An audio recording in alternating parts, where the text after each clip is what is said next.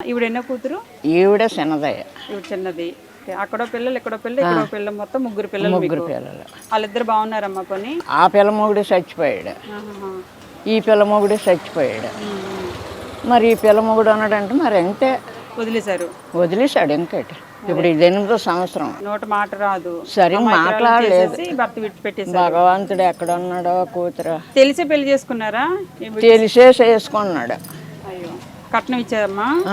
ఎంత ఇచ్చారు? 35,000 ఇచ్చాం. ఆడపిల్ల కట్నం 10,000 ఇచ్చాం. దగ్గర 40-50 వేలు ఖర్చు పెట్టాం. మళ్ళీ బోల్డ్ మంది చుట్టాలు చెప్తే మేము పెట్టుకున్నాం భోజనాల కోసం. నమ్మించి మోసం చేస్తే ఆడవాళ్ళకి మగవాళ్ళకి ఏం బాగుపడతారండి? బాగుపడతారు. కోసం అని పెళ్లి చేసుకుని ఆమె పరిస్థితి తెలిసి పెళ్లి చేసుకునేటప్పుడు జీవితాంతం భరించాలి. 3 నెలలు ఇవ్వమని అనేసాము. వగ్గలేదు. నేను హాస్పిటల్కి తీసుకెళ్తాను, ఈ హాస్పిటల్కి తీసుకెళ్తాను, మాటలు రప్పించేస్తాను, గోటలు రప్పించేస్తానని చేశాడు మాకు.